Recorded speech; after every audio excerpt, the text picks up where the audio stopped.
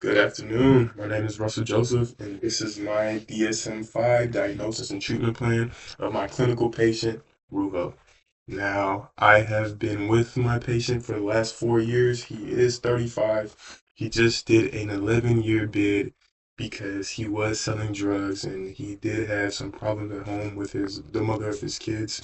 And he was supposed to do 15 years, so get out right around when he was 35. But the fact of the matter is, he did get out for good behavior, as a lot of people in prison didn't mess with him because of his credit outside of the prison, so they wanted to be in his good graces inside. So when he got out, he wanted to be better for his children. He wanted to be better for his wife. So that's when he came to me. So I've been working with Rujo for some time, and what I can say is that we have everything is a struggle, everything is a path, but I feel as though when someone who wants to be helped, no matter what goes on in their past or anything like that, we can't judge them because everybody has a past. So the only thing I can do then is take his past, take his present, and help him build a better future. So my character overview, my character's name or my patient's name is Ruho, which is a play on my name, Russell Joseph. This is a clinical case. And our primary concerns were aggression, criminal behavior, and lack of remorse. So, being a kid, he was often beaten and things like that. His father was absent. He has a black mother with a Hispanic father, and his father did leave him when he was very, very young, which led to his mother not really remarrying, but keeping men around her child that really shouldn't have been. So, of course, there are abuse things and man of the house things as he's getting older and things like that. So he's never really looked up to anybody as a father figure, right? So he looked into the streets and, people there protected him and made sure that he didn't have to go home to somebody abusive. And there were so many men throughout the years that he couldn't really keep track. And everybody that came in had their own problems. And there was never any sort of, how to say this, uh, straight line. So there was never any baseline of living for him. So he was always on edge. He was always on go, and that of course led him to being very very angry because he was always mad at the world, always mad at his mom, always mad at these men that put their hands on him, and criminal behavior because as soon as he was able to, right around maybe 12, 13, 14, right around he jumped off the porch of, as a lot of people say, and he did get into the streets. He did start selling drugs.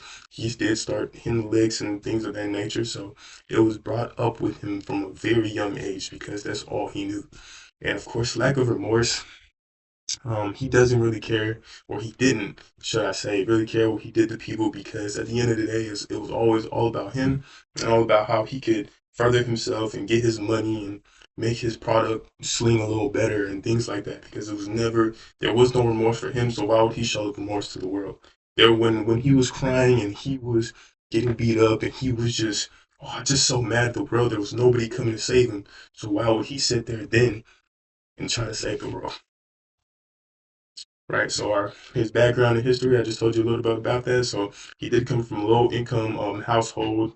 He lived in the hood. So like a lot of us do, he just didn't have the best things growing up. So his school wasn't the best, his clothes weren't the best, his house wasn't the best, the food he ate wasn't the best, the water he drank wasn't the best, but he had to still get up every day and go to school with kids that were much more well off than him, that had money for snacks at school, had for the extra food, they had the nicest kicks, they had the nicest clothes, they smelled good every day. He wasn't dirty, but when you don't have things in your house like soap easily accessible to you, or you're running your water is not running, or you have consistently cold water in the house and things of that nature, you just you it's hard to find. It's hard to find yourself being confident when you go into a system or a school where everybody just seems to be better than you, right? So, and then he has the absent father figure. Um, that is a big case in a lot of studies for a lot of men or in a lot of women per se, because we are living a time right now where there's not an abundance of father figures in people's lives. So like a lot of people do leave and they have troubles like later in life and things like that because of the fact that I do understand that a man can play a man's role, or I'm sorry about that. A man can play a woman's role, and a woman can play a man's role, and there shouldn't really be roles in and of themselves. But I feel as though you cannot teach somebody how to be something you're not, right? So I can never teach my daughter how to be a woman, or I could show her the right paths, or I can show her the best ways to be a person, but I don't feel like I have the necessary tools, and I've been through the necessary things in life to sit there and be like, this is what a woman should do. I feel like a grown woman, a full woman, should have that access, and maybe sometimes that doesn't come in a mother role. Maybe sometimes that comes in an auntie role or a grandma role, or maybe even I have a friend that just has the ability to bring the woman out of my daughter. I'm not saying women cannot bring them men out of men. All I'm saying is that he didn't have that at home, and the absent father definitely didn't help with anything in that. Next, we have exposure to violence and crime.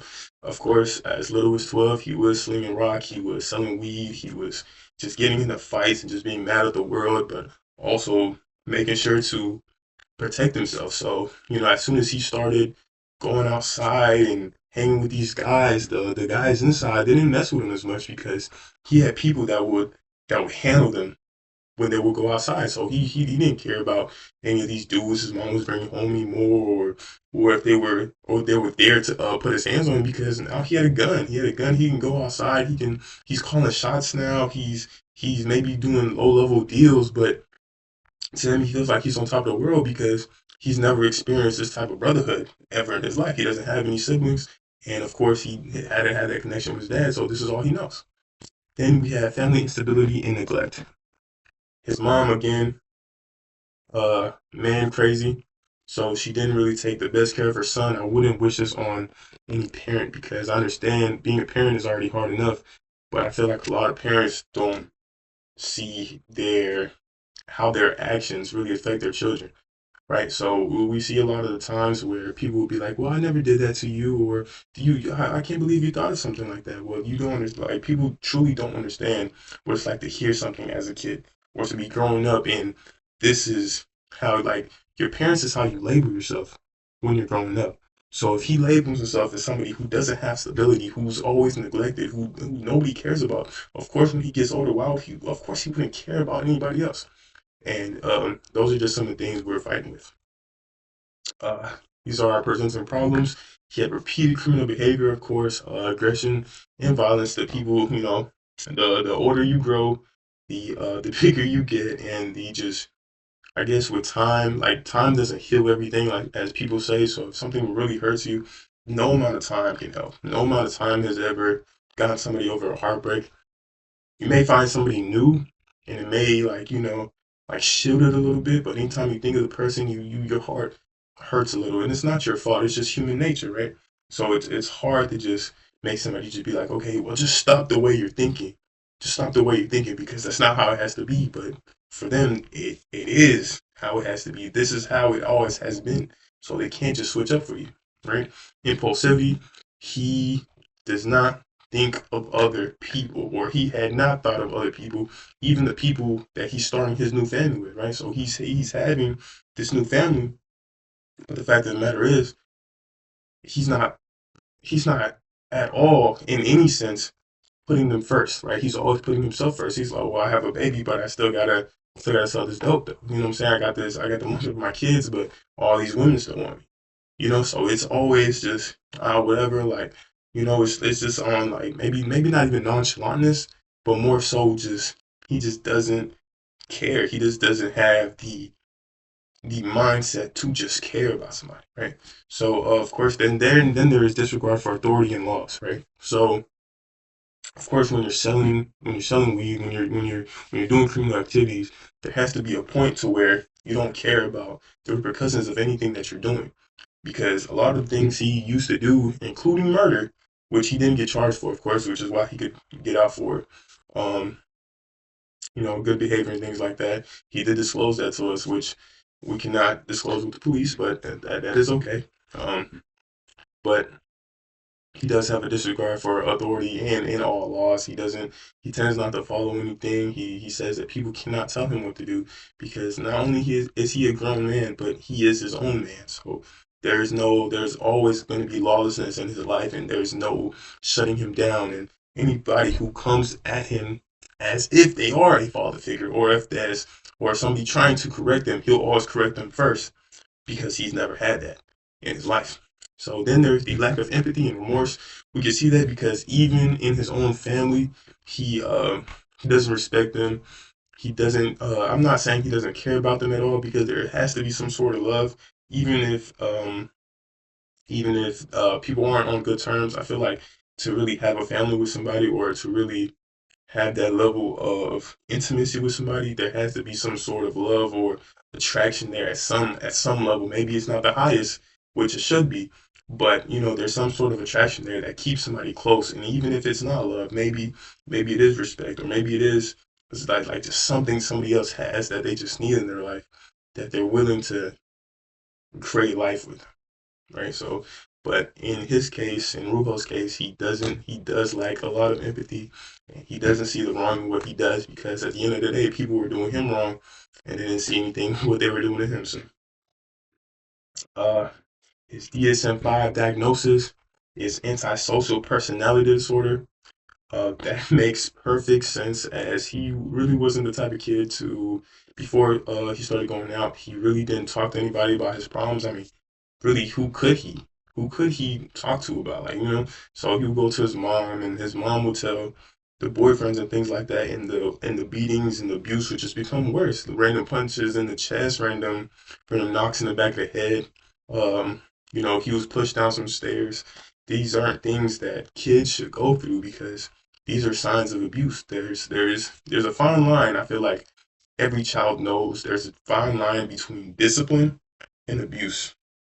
And of course, there are some kids who will, toss the words around, but I feel as though that every child understands the difference, right? So in this, we see his disregard of others' rights. Again, he doesn't care about people. Why would he care about you? You don't care about him, right? That's what is imprinted in his head. That's signed in his head.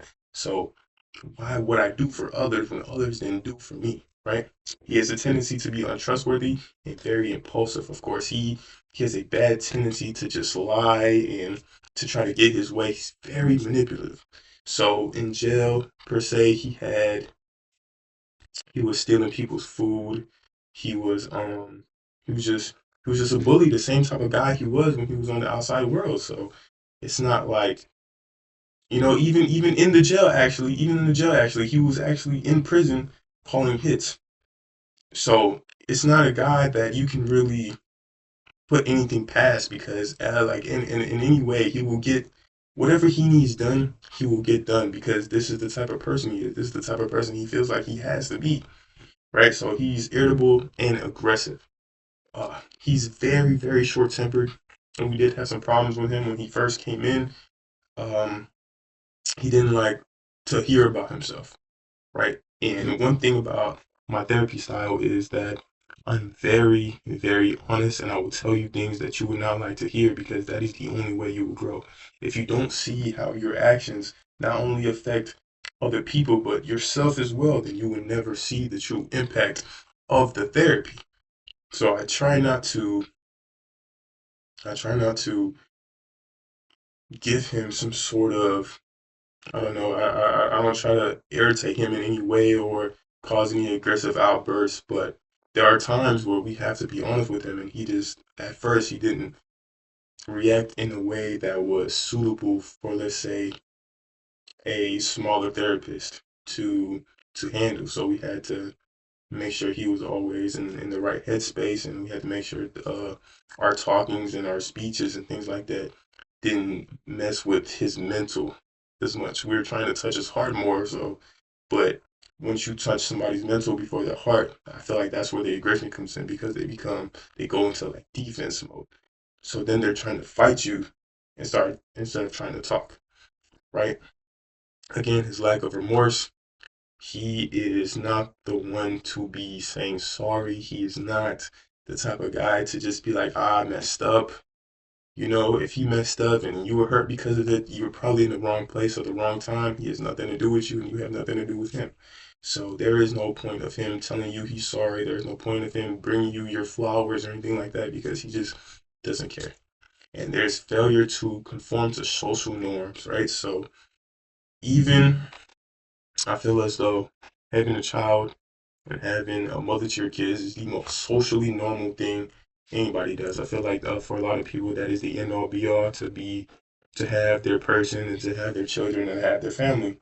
And he has that, and he would still rather be one to himself than to be one with society, right? So there isn't any family trips. I mean, he was just in jail for a while or in prison or so, but there isn't anything that he doesn't like going on trips. He doesn't like being seen outside. He doesn't particularly like even being around his family, more so building his family up. He's not the type of guy to just not worry about himself. I feel like that's a big thing that we were trying to fix, that he just didn't care what other people thought. He didn't care that people thought he was a deadbeat. He didn't care that he was just in jail and he couldn't take care of his child because at the end of the day, like who cares? Like nobody took care of me, my child would be okay. But if we keep allowing things like this to happen, the the chain will never break. So there will just be constant. Well, I got BS when I was little, so I'm gonna BS my son, and my son's gonna BS his son, and the line just keeps going until there's just a long line of hurt, just a long line of hurt. When there could have been one person, when Rujo could have just stepped up and been like, "Well, my dad and my mother treated me like this, so why would I have my son and my wife or my girlfriend at the time go through something like this as well?" So that's what we're trying to bring out of him, and not so much more of the angry and side and the more aggressive side of him. Uh, my evidence for diagnosis: he's a chronic criminal. Sorry, he has chronic criminal activity. So he'll just go on sprees of just shootings and get backs and just does the most unfathomable things to just prove that he's right, to just prove that he's top dog. There is nothing he won't do. There's nobody he won't take out for the pursuit of just being that guy where he is, right? So he is not one to belittle himself to make somebody else feel better. If there is a problem, he'll come at you with the problem head on. There is no waiting.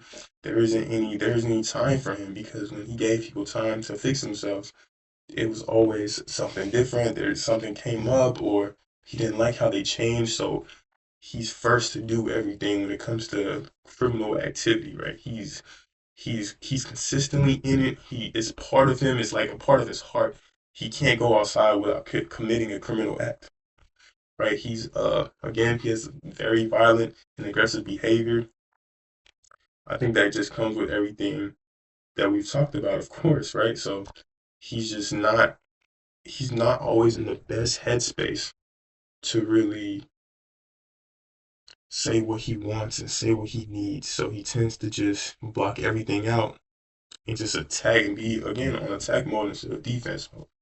His impulsivity and poor decision making, again, to us or to a normal person, it would be bad decision making.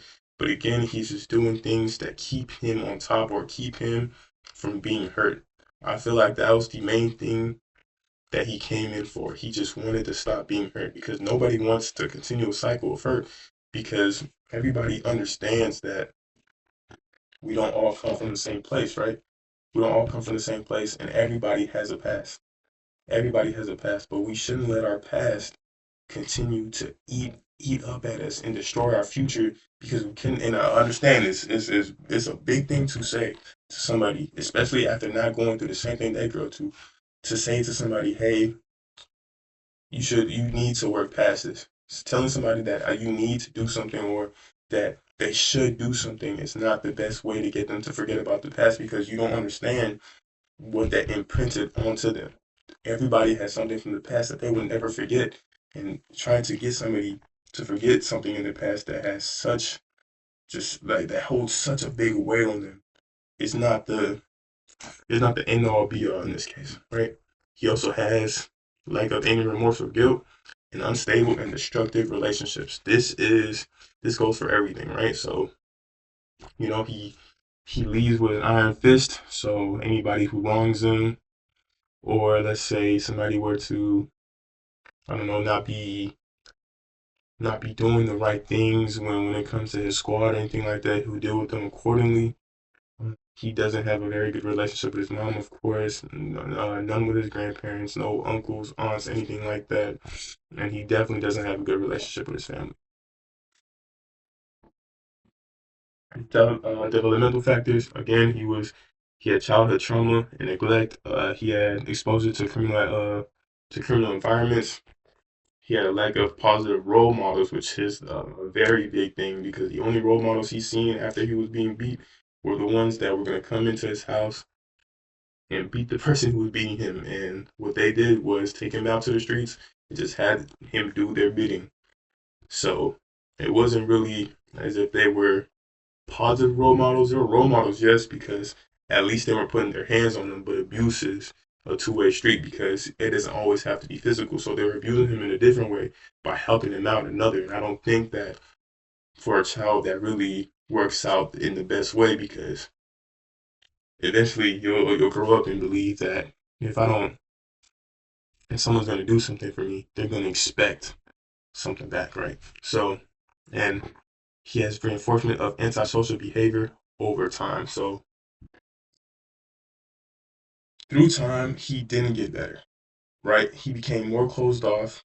Until he went to jail, he all he did was become more closed off, more angry, and more mad at the world. So there was never any time to just to bring a smile to his face or show him that there's a better life to be lived, right? So after he went to prison, he had 11 years where he was just staring at a cell wall, and that of course could not be good. That could not be good for your antisocial mindset or your ASPD. So that there's no way that things like that can be good for somebody struggling with something so severe. So our treatment was CBT, right? So what we're trying to do is not change more so just him as a person, right? Well, like that's gonna be hard. So we had to go first from the mind, right? The mind to the heart to the outside, right? Because you have to fix what's within before you can radiate it outside of your body, right? So we had to start making them think that, okay, even if we're people from your therapy group, we care about you. That's one person. If you thought nobody cared about you, that was a problem. But now, at least you know, Russell's thinking about you. That's one person, right? Now, a lot of people might say, well, what's one person going to do? Well, a lot of people, right? A lot of people were one person off from not killing themselves. A lot of people were one person off from not murdering somebody. One person off from not doing something that would cause them a lifetime of pain, right? So if he knows he has one person, at least one person in his corner, maybe, just maybe, the next time he does something, maybe he'll think, man, maybe the therapy guy, man, yeah, I don't really like him, but he believes in me. The therapy guy, man, I don't know, I don't really see eye to eye with him, but at least he tells me he keeps it real with me, right? The therapy guy, I don't, man, I don't like his cut, I don't like his face, I don't like what he wears, but at least I can call him when I'm doing bad in life. When I don't feel like being my best self today, this week, this month, I can call my therapy guy because I have one person, at least one person that truly cares about, me, right? So after that, we moved on to his emotions, right? After you know that somebody cares about you, right? Knowing something and feeling something is two different things. Yes, I know somebody is thinking about me, right? But now you can feel it when therapy guy now starts calling, starts checking in, starts coming to my house, maybe brings my family out for dinner, maybe buys my son, or maybe the therapy program buys my son some school supplies or some clothes, right? Or helps in re navigating life or just moving right? Out of bad neighborhoods, right? Because the therapy guy is now here. Now he's not going away. Now I'm not calling him, but he's still here, right? That's one person. Again, I'm one person. But I feel like that's the type of way we have to move with somebody as severely hurt as Ruho, right? So now there's a thought, now there's action. Now, after he sees that there is somebody, at least one person that does care about him, now he has to try then to care about somebody else, right? And it sounds crazy. It sounds crazy, and of course I don't agree with abuse or anything like that. But a win for Ruho could be, hey, I'm not gonna argue with my wife this week. There's no point to yell, you know. There's nothing to yell about. There's no problems. There's nothing we have to do, right?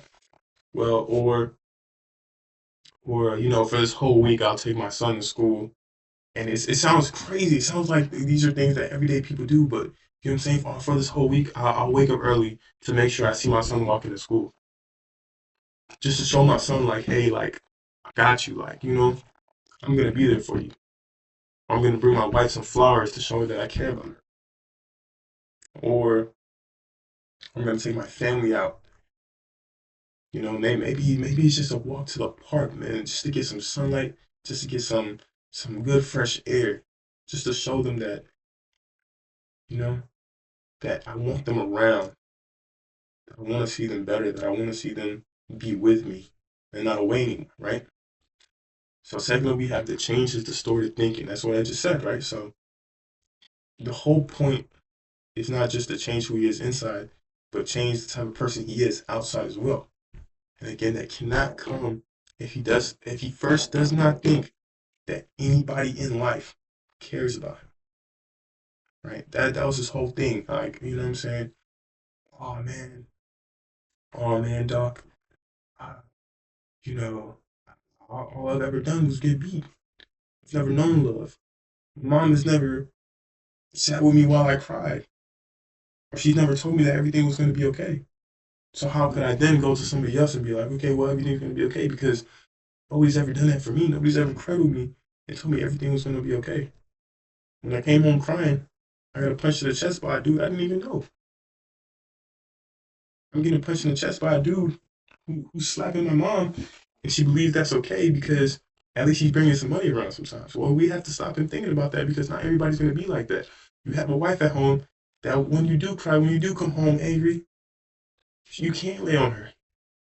You have a son now that you can be positive with. That when he does walk in the door and he's crying because somebody bullied him or like people aren't being the nicest or something like that, you can cradle him now. You can tell him that everything's gonna be okay. You can tell him that matter of fact, you can go fix it. Oh yeah, you got a bully. Where's your bully at?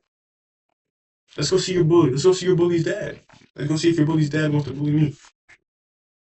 You know, these are the type of things that we're trying to teach him, right? And number three is increasing behavior patterns, right? Everything is habit. Everything in life is habit.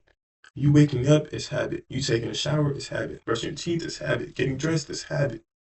Right? We have to make him comfortable with doing things over and over and over again until they become habits in his life. He has to learn that every time he has a problem, he can call his wife and talk about it. He has to understand that every time his son is mad or his son is sad or something like that, he shouldn't just push him to his mom. No, he should ask his son if she give him some words of encouragement or lift his spirits up because he doesn't only have to get that from his mother because he has a father also. There's not a lot of times where you can do this much hurt to your family and they're still stuck beside you. There's not a lot of time. There's not a lot of times that you can spend this much time in prison and have your family still with you when you get out. This is a very special case for a very special person. And we're trying to show him just how special he is in life. Because after everything he's went through, a lot of people don't make it out. A lot of people would have died at 20, killing themselves in the prison because there's no other way. There is nothing else to do. They've already completed life by their standards, and now it's time to just relinquish yourself of the pain, of the suffering, of the BS, right? And, number four is increasing self awareness, right? A lot of people, a lot of things can be excused, right? Not through malicious intent, but through ignorance, right? So the whole point isn't he's a bad person. He just doesn't know how to be a good one. You know, it's like let's say you're playing a sport, right? You're playing basketball. Yeah, you're probably a really good point guard. You're probably a very good point guard, right? But they moved you to shooting guard and you sucked, right? You're not a shooter like that. Maybe you shoot maybe 20, 30% from the field. You're just not made for the spot up position, right? Should everybody in the gym then come down and call you trash because you were put in a situation that you didn't even know how to handle in the first place? Against people who, against guys who have been playing the position for years? Against people who grew up with both parents, who grew up with money, who grew up knowing everything was going to be okay, who grew up with having a shoulder to cry on? We have to make sure that he knows that it's okay to be a good person. It's okay to want to help people. It's okay to be you. But what's not okay is allowing the past to to imprint itself on your mind so much that you can't let go, and that you're hurting people in your future that could be in your future that could give you a happy future because you're old for much longer than you are young. So you're giving up the rest of your life for something that happened in the beginning. And that's what we're trying to make them realize. That this doesn't have to determine this. Right? So our intervention one is cognitive reconstruction, right? So we have to identify negative thought patterns. We have to challenge irrational beliefs and replace with realistic thinking. We have to change the way he thinks.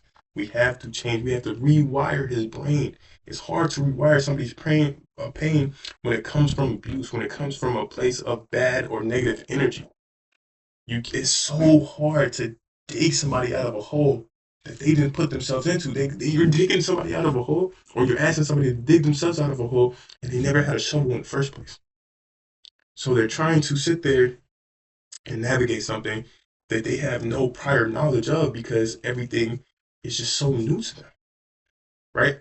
But once we can get into his mind and just again have him just thinking that one person cares, just one person cares. I feel like that will just start just as the picture said, as you see in the picture, that will start making the gears in his head start turning. Maybe even just a tad bit.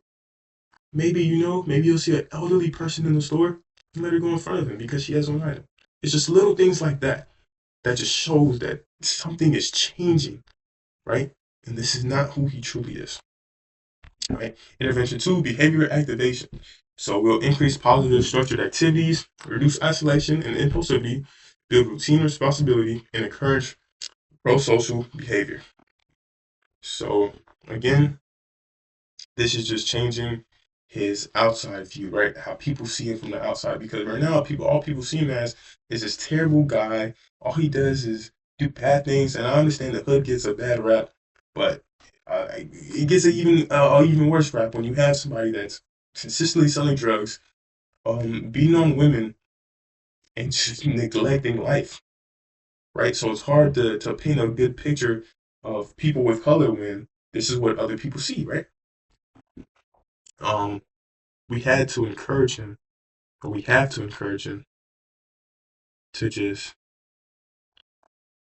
breathe on the brighter side of life, right? If he keeps holding on to his pain and he keeps hunkering down and no, no, no, and that's the only thing in his mind, and he won't ever try anything new, or he won't ever give somebody access to him in ways where he can heal, he won't.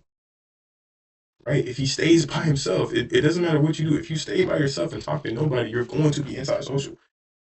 There's a direct correlation between how many people you talk to and how good you are at talking to people. It's like sports. How good are you at your sport? Well, the best players in the world play their sport all the time.